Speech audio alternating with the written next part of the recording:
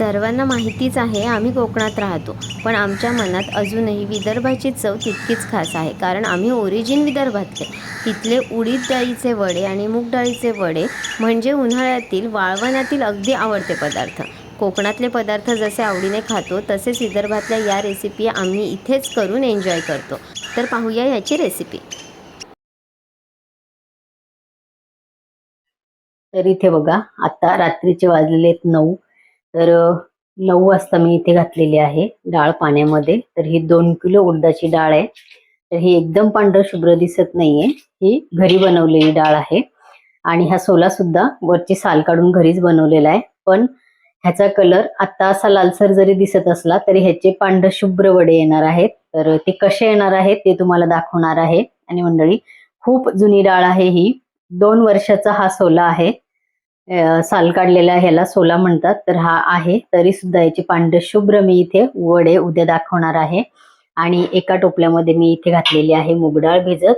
तर हे बघा, ही साल काढलेली मूग डाळ आहे. तर हे स्वच्छ धुवून आणि मी 2 किलो डाळ आहे मुगाची आणि 2 किलो आहे उडदाची. तर ही डाळ इथे मी याच्यात भिजत लावलेली आहे. आता मी असं संपूर्ण एवढं मोठं पाणी याच्यामध्ये घालणार आहे. आणि सकाळी हे मी इथे मूगवडी आणि आपलं जे उडदाचं आहे तर हे कसं म्हणजे वाटायचं आहे. आणि हे पांढर शुभ्र वडे याचे कसे येणार आहे. आणि शिवाय हे खूप लवकर शिजणार आहे. त्यासाठी काही ट्रिप आणि ट्रिक्स देणार आहे. कारण मी खूप एक्सपेरिमेंट केलेला आहे या उडदाच्या डाळीच्या वड्यांचा. कारण बऱ्याचदा असं होतं की हे डाळीचे वडे शिजत नाहीत जसे पाहिजे तसे. पण हा एक्सपेरिमेंट शेवटी माझा खूप जास्त सक्सेसफुल झालेला आहे. याआधी मी थोड्याशा डाळीचा एक्सपेरिमेंट केलेला आहे आणि इन्स्टंट करून आणि त्याची भाजी सुद्धा केलेली आहे. तर खूप छान ते वडे शिजलेले आहेत आणि चवही खूप छान झालेली आहे. तर उद्या बघूया की ही 2 वर्ष जुन्या सोल्याचा सुद्धा पांढरा डाळीचे जे वडे येणार आहेत ते बघणार आहेत. त्याला कोरं वडे असं पण नाव म्हणतात आमच्या तिकडे, किंवा तुम्ही उडदाच्या डाळीचे वडे सुद्धा म्हणू शकता. तर चला, रात्रभरासाठी मी आता ही डाळ भिजत लावलेली आहे. सकाळी उठल्यानंतर मी ही डाळ वाटायला घेणार आहे. Good night. इथे बघा, रात्रभर मी ही डाळ पाण्यात म्हणजे भिजत लावलेली होती. तर आता वाजलेले सकाळचे 5. तर 5 वाजता ही डाळ मी आता चाळणीमध्ये उपसून घेणार आहे. ती व्यवस्थित भिजलेली आहे. हे पाणी काढून मी दुसऱ्या एखाद्या चाळणीमध्ये किंवा दुरडीमध्ये ही पाणी याला निथळायला ठेवते. इथे मी दुरडीमध्ये मूग डाळ घेतलेली आहे काढून, आणि इथे 2 भांड्यात मी उडीद डाळ.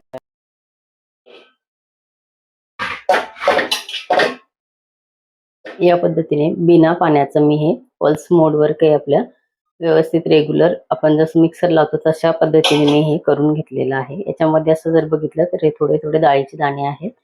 म्हणजे एकदम जाडं भरडे आहे, बारीक नाही एकदम. या पद्धतीने मी मूग डाळीचं आणि उडीद डाळीचं दोन्ही या पद्धतीनेच करून घेणार आहे. इथे बघा, उडदाच्या डाळीचं वाटून झालेलं आहे आणि मूग डाळीचं सुद्धा इथे वाटून झालेलं आहे. आता या डाळीचं मी इथे तुम्हाला कलर दाखवते. हा वाटल्यानंतर असं दिसतंय खरं, पण डाळ हे बघा पाण्यातून उपसून काढल्यानंतर अशा कलरची दिसत होती. तर मी ही डाळ इथे दाखवण्यासाठी ठेवलेली आहे. पांढरे शुभ्र नाहीये तरी सुद्धा ह्या डाळीचे असे वडे केल्यानंतर हे थोडे काळपट पडत होते आणि शिजत नव्हते. तर आता हे शिजण्यासाठी इथे ट्रिक आणि टिप मी बोललेली आहे, ते मी इथे दाखवणार आहे काय करते ते. आणि इथे मी बघा भाजी स्वच्छ धुवून आणि कोथिंबीर स्वच्छ धुवून ठेवलेली आहे. बारीक मला कापून घ्यायची आहे. आता आपल्याला याच्यात ब्लेंडर फिरवायचं आहे आणि ब्लेंडर फिरून ह्याला खूप फ्लफी असं करायचं आहे. त्यामुळे हे वडे खूप लवकर शिजले जातात. तर या ब्लेंडरची लिंक खाली डिस्क्रिप्शन बॉक्स मध्ये दिलेली आहे, तुम्ही पाहिजे तर घेऊ शकता. तर आता आपल्याला इथे ब्लेंडर फिरून घ्यायचं आहे. जेवढं छान आपल्याला हे फुलवता येईल तेवढं फुलवायचं आहे. 1 नंबर वडे आपले होतात आणि खूप लवकर शिजतात. चला, तर इथे प्लीज बघा, आपलं एकदम असं फ्लफी झालेलं आहे. आता हे पीठ आपलं किती फ्लफी झालेलं आहे इथे मी तुम्हाला दाखवते. हे बघा, पाण्यावरती आपला हा पीठ असं तरंगून आलं पाहिजे एवढं फ्लफी हे झालेलं आहे. तर आता आपल्याला मूग डाळीचं पीठ असंच करून घ्यायचंय.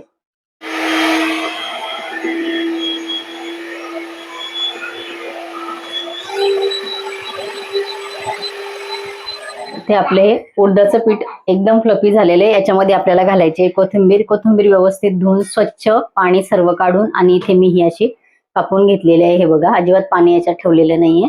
आणि ह्यातली काही कोथिंबीर आता घालायची आहे आणि जिरे घालणार आहे याच्यामध्ये. तर अख्खे जिरे मी घालणार आहे. हे बघा, भरपूर सारे टीस्पूनने म्हणाल तर 3 भरून टीस्पून मी इथे जिरे घातलेले आहेत. आणि आता इथे घालायचे आहे आपल्याला कोथिंबीर. हे उडदाच्या डाळीचे वडे आहे, ह्याच्यामध्ये मी कोथिंबीर घालते. तर कोथिंबीर मात्र आपल्याला पीठ फ्लफी केल्यानंतरच घालायचे आहे आणि हाताने आपल्याला हे मिक्स करायचे आहे. भरपूर सारे मी इथे कोथिंबीर घातलेली आहे. हात बुडवलेला आहे आणि आता मी सगळं हाताने मिक्स करून घेते.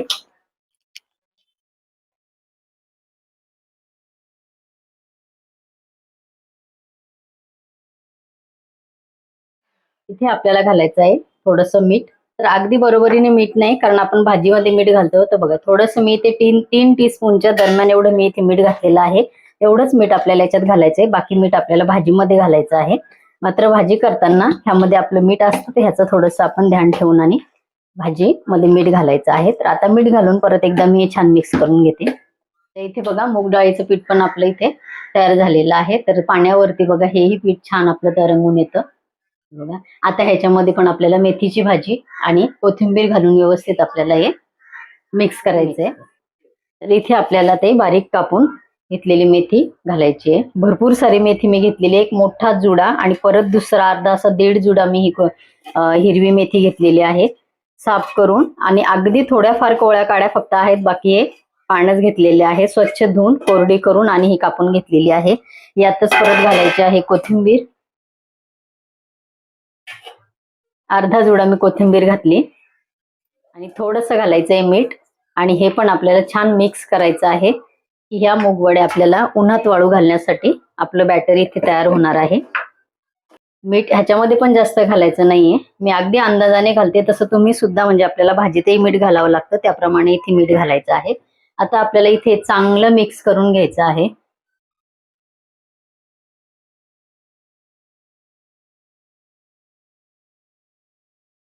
भरलं ना ओव्हरफ्लो. चलो,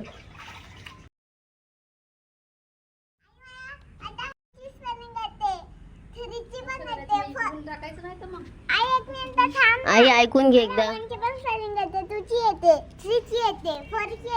टाकू शकतो आपण.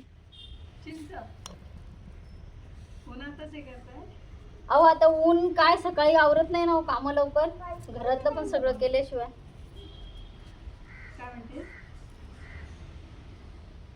एवढे मोठे टाकायचे, मोठे असतात ते, आतून पळ होतात ते, म्हणून तर मोठे मोठे टाकतात. मूग वडे ते असतात मीडियम. हे वडे मोठे टाकले ना की आतून पोकळ होतात. तू मोठी झाल्यावर करायचे. हे आपल्या आता मूग वड्या, ते ह्याही एकदम बारीक आपल्याला तोडायच्या नाहीये, अशा मीडियमच आपण जशा खारोड्या घातल्या तशा, कारण वाळून ह्या पण कमी होतात, बारीक होतात, त्याच्यामुळे याची साईज अशीच ठेवायची. अशा या सगळ्यांनी आता करून घेणार आहे. उडदाचे आपले वडे इथे पाडून झालेले आहे.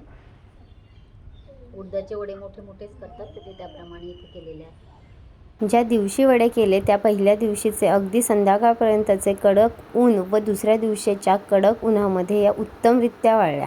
अगदी 2च दिवसाच्या कडक उन्हामध्ये वाळल्यानंतर ह्या एवढ्या छान वाळल्या. तर अशा प्रकारे कडकडीत वाळेपर्यंत हे वडे आपल्याला कमीत कमी 3 ते 4 दिवस वाळवून मगच डब्यामध्ये भरून ठेवायचे आहेत. कडकडीत उन्हामध्ये छान वाळल्यामुळे हे वर्षभर उत्तमरित्या टिकतात. पावसाळ्यामध्ये ही भाजी आवर्जून खाण्यासारखी असते, कारण की पालेभाज्या ह्यामध्ये आहेत. कोथिंबीरमुळे चवदार भाजी होते. या भाजीची रेसिपी लवकरच चॅनलवर येईल. Stay tune.